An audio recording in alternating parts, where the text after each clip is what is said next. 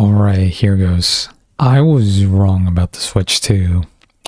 It's actually a great console. I didn't really realize until I bought it myself, and I've been having tons of fun playing it. And in all fairness, I'm not going to take down any of the videos I made regarding me bashing it and the games on it. What I really wanted to talk about was how the Switch 2 feels great to hold. It's responsive, it's very sleek, material's very nice. The games run well. Like, Switch 1 games would be like a 50-50. It'd either run okay or just be like the worst performance you've ever seen on a console.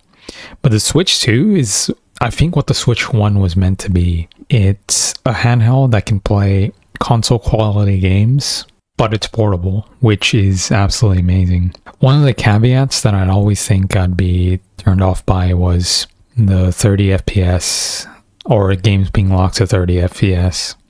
But honestly, after playing some of the games, I don't know if it's me getting older or it's the fact that I never really noticed the difference in the first place.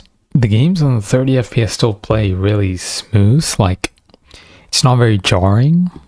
And this is only a select few games. Most games run on 60 or above. Hades 2, for example, runs pretty well on the Switch, as well as Pokemon Arceus, and not to talk about Breath of the Wild and Tears of the Kingdom. They look beautiful. This is how they're meant to be played. Although the upgrade packs are a bit pricey, they're slightly better value where I am, and the games here are not that expensive, so that might alter what I think about them. But for the right price, the games actually feel quite worth it. And in terms of the size of the screen, I was actually surprised because it's a lot bigger than the Switch 1. And I think that makes it all the better, even though it might be harder to hold for some people. I think my hands are like just around the right size. And even if you want to take off the Joy-Cons and then put it on like a desk or something, the screen's big enough that you can actually use it as like a mini monitor in a way. And that's really cool, I think. Also, the lineup of games, like now that it's sort of hitting its stride, it's 4 or 5 months in, there's a decent lineup of games coming. It's not just Mario Kart World, Donkey Kong Bonanza, and if you don't like either one, you're like, well, there's not much for me here. Although some of the Switch 1 games are definitely playing better. Pokemon Scarlet Violet, 60 FPS, I'd admit it's pretty fun. But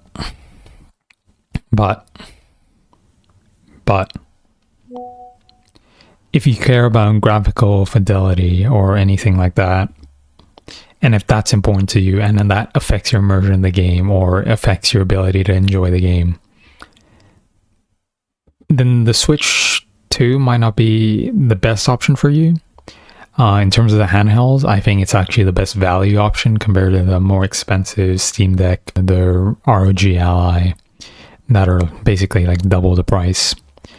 And I would definitely not consider them, considering I already have a decent PC. But like in terms of a handheld, it's quite pricey on its own, but in terms of what value it brings, it's surprisingly good. Like, I don't know how else to describe it. It packs a lot for what it has. And like battery life, you can complain it's quite short, but any handheld would have. If you're outputting like games of that quality, any handheld would suffer with battery life.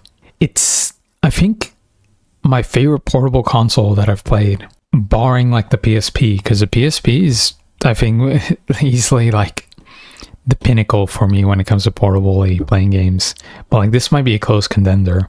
And yeah, that's all. Like I was just wrong. I looked at the facts on the paper too much, and that's what caused the issue. I didn't actually give it the due diligence to actually hold it, play it, and experience it in a more in-depth or in a more controlled or in-depth environment. And I think that's really what makes a difference. It's just people who buy the Switch 2 generally seem to be happy with the purchase and even defended the purchase. And to an extent, Nintendo's marketing with like the Switch Online and the camera thing is quite, how do I put it, is less than innocuous. I still don't agree with that, but you can just choose not to get it. But yeah, now that's a full lineup. Kirby Air Riders looks amazing. Metroid Prime's coming out next month. The Switch has some games to play finally. I think worth a buy if you can afford it. If it's something you can reasonably buy without setting you too far back, I'd recommend it. It's definitely something it can definitely act as like your main console. Like I've always enjoyed not being tied to like a TV or a PC or a monitor, because nowadays I'm less likely to sit down, play a game for like 3-4 hours. I just don't have that in me anymore.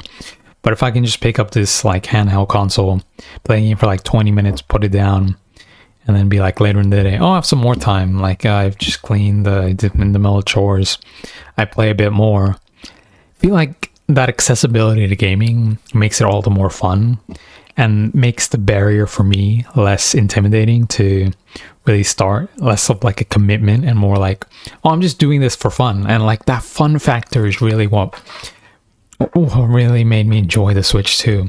So yeah, that's all I wanted to talk about. I was just wrong. So yeah, if you liked what I talked about, if you didn't like what I talked about, let me know down in the comments. I want to hear what you guys think.